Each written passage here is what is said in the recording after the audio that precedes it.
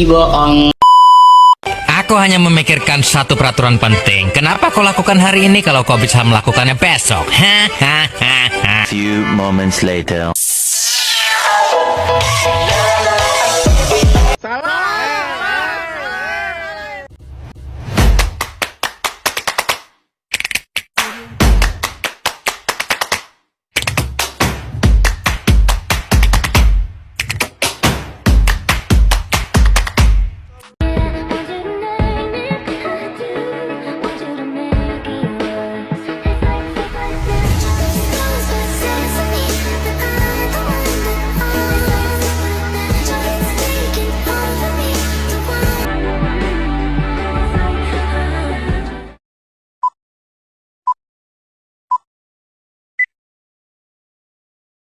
A few moments later.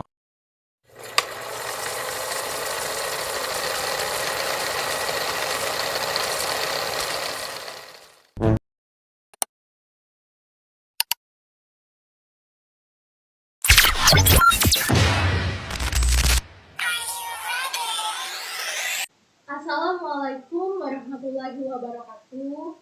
Perkenalkan, nama saya Fitri Wulandari dari kelas B pada mata kuliah Lembaga Ekonomi Islam Indralaya, yang mana dosen pengampunya adalah Bapak Muhammad Bahrul Ulum, SE, MSI. Nah, di sini saya akan membuat video atau bisa dikatakan mempresentasikan hasil makalah saya, yang dimana saya mengambil 3 submateri dari yang sudah dijelaskan di kelas. Jadi yang pertama itu saya mengambil lembaga fatwa, kemudian saya mengambil lembaga ekonomi Islam, dan yang ketiga adalah suku. Nah, di mana saya juga membuat tugas video ini untuk memenuhi tugas sebagai pengganti UAS. Terima kasih dan selamat menyaksikan. Halo audiens, saya sangat senang berdiri pada hari ini karena kita akan membahas topik yang sangat relevan dan menarik. Apa sih topik tersebut? Topik tersebut yaitu peran lembaga ekonomi Islam dalam pengembangan sukuk dan lembaga fatwa di Indonesia. Nah, teman-teman, jadi dalam beberapa tahun terakhir kita telah menyaksikan perkembangan pesat dalam sektor ekonomi syariah di Indonesia, yang tidak hanya memberikan alternatif solusi finansial bagi masyarakat muslim, tetapi juga berkontribusi pada pertumbuhan ekonomi nasional secara keseluruhan.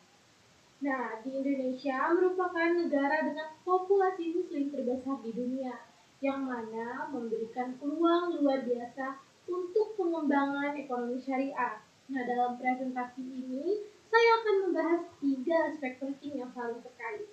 Yang pertama ada lembaga ekonomi Islam, yang kedua lembaga fatwa, dan yang ketiga suku.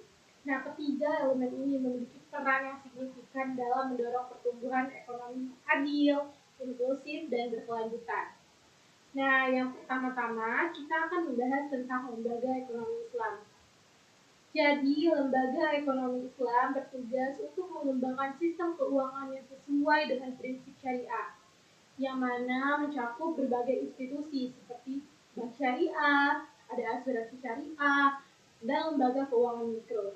Nah, mereka tidak hanya menyediakan layanan keuangan, tetapi juga berperan dalam meningkatkan literasi keuangan masyarakat mengenai produk-produk syariah, yang mana dengan demikian, lembaga-lembaga ini juga membantu menciptakan akses yang lebih baik lagi bagi masyarakat terhadap layanan keuangan yang adil dan transparan. Nah, kemudian di lembaga ekonomi Islam ini mempunyai teori.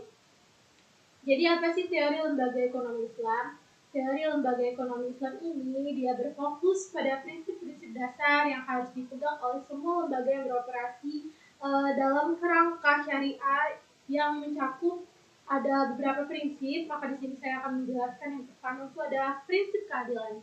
Apa sih prinsip keadilan itu? Mungkin teman-teman tidak asing ya dengan prinsip keadilan. Jadi prinsip keadilan yaitu semua transaksi harus dilakukan secara adil tanpa merugikan salah satu pihak. Nah, keadilan ini penting untuk menciptakan kepercayaan di antara pelaku ekonomi. Nah, kemudian yang kedua ada prinsip transparansi, yaitu lembaga harus memberikan informasi yang jelas dan akurat mengenai produk dan layanan yang mereka tawarkan. sehingga transparansi ini sangat penting untuk membangun kepercayaan masyarakat. Kemudian ada prinsip partisipasi. Prinsip partisipasi yaitu mendorong partisipasi masyarakat dalam kegiatan ekonomi agar semua lapisan masyarakat dapat merasakan manfaat dari pertumbuhan ekonomi. Nah, kemudian saya jelaskan juga tentang lembaga fatwa.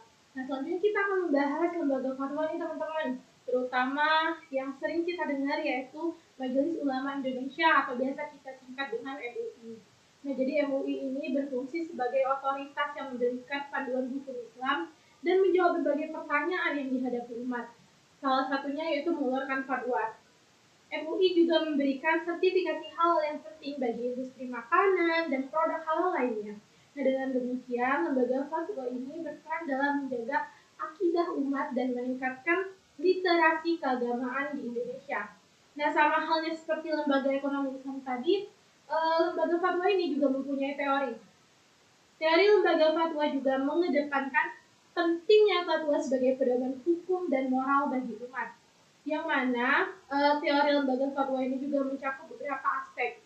Yang pertama yaitu fatwa sebagai pedoman moral, yaitu fatwa harus menjadi pedoman yang jelas bagi umat dalam menjalani kehidupan sehari-hari, terutama dalam konteks ekonomi. Kemudian fatwa dan inovasi. Nah, apa sih artinya? Jadi, fatwa dan inovasi artinya lembaga fatwa harus responsif terhadap perkembangan zaman dan isu-isu kontemporer. Jadi sehingga fatwa yang dikeluarkan itu jadi tetap relevan dan praktis. Kemudian yang ketiga itu ada konsensus. Konsensus ini yaitu penting bagi lembaga fatwa untuk mencapai konsensus di antara berbagai organisasi Islam untuk meningkatkan kepercayaan masyarakat terhadap fatwa yang telah mereka keluarkan. Kemudian kita masuk ke materi ketiga, suku. Nah, jadi suku adalah instrumen keuangan syariah yang berperan penting dalam mendorong pertumbuhan pasar modal syariah. Nah, dengan karakteristik yang berbasis aset untuk menyediakan alternatif pembiayaan yang menguntungkan bagi proyek-proyek produktif. Jadi penerbitan suku di negara ini misalnya membantu mendanai proyek infrastruktur yang penting bagi pembangunan nasional. Jadi suku ini juga dapat menarik minat kita atau minat investor dari berbagai latar belakang, baik muslim maupun non-muslim ya, karena sifatnya yang etis dan sangat berbasis aset. Jadi tidak hanya muslim, non-muslim juga bisa ya teman-teman. Kemudian suku ini juga mempunyai teori, yang mana teori suku ini berlandaskan pada prinsip syariah yang menekankan investasi berbasis aset. Nah, kemudian ada pun beberapa prinsip utama yang perlu kita perhatikan dalam teori suku ini. Yang pertama itu ada prinsip kepemilikan. Jadi, suku harus mencerminkan kepemilikan atas aset nyata sehingga memberikan nilai tambah bagi investor. Kedua, prinsip pembagian resiko. Jadi di dalam suku ini juga dirancang untuk membagi resiko antara penerbit maupun investor untuk menciptakan keadilan dalam transaksi.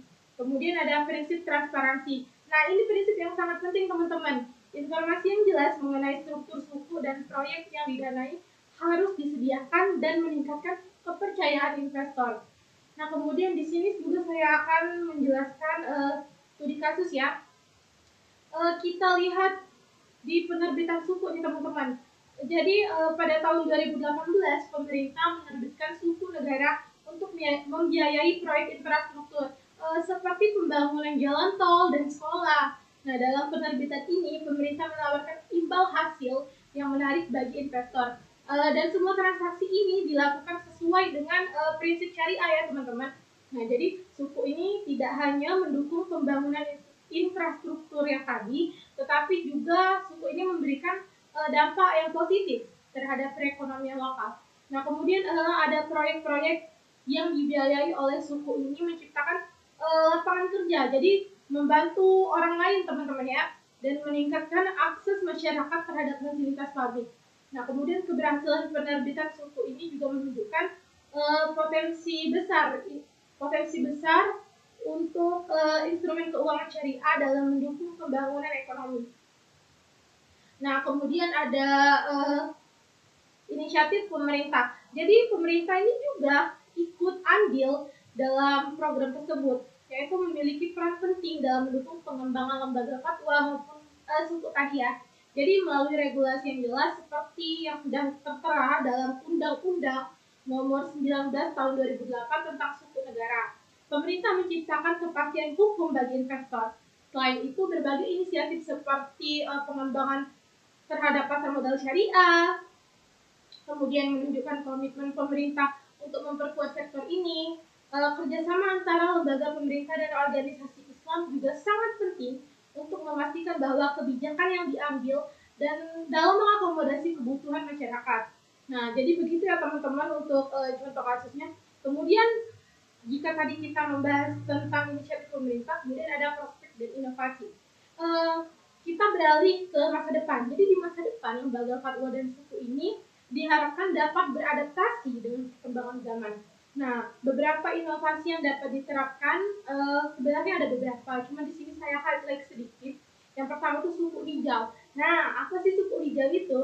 Yaitu produk suku yang mendanai proyek-proyek ramah lingkungan seperti energi terbarukan yang dapat menarik perhatian investor yang mana peduli pada keberlanjutan lingkungan. Kemudian ada yang namanya suku digital, yaitu penggunaan teknologi digital untuk penerbitan suku dapat mempercepat proses dan mengurangi biaya transaksi yang mana membuatnya lebih aksesibel bagi investor kecil atau lebih mudah diakses.